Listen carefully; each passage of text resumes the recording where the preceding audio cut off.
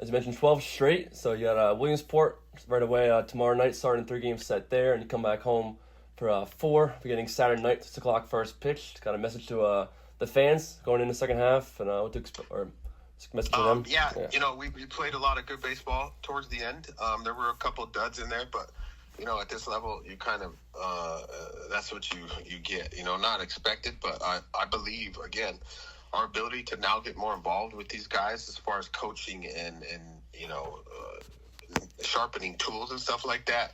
We're able to do more of that now that we're post-draft. So I fully expect the skills of our staff to start shining through, especially on the pitching end.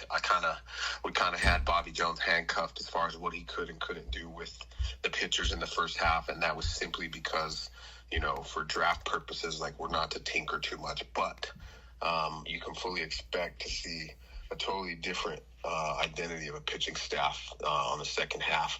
And then, the hitters, they have, Ron Perridan as their coach.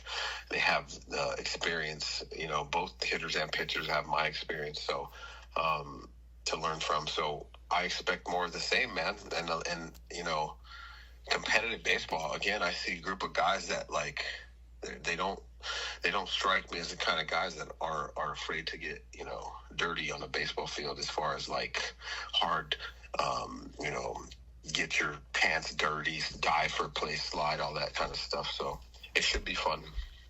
That's awesome. I'd love to hear that. I'm sure the fans love to hear that.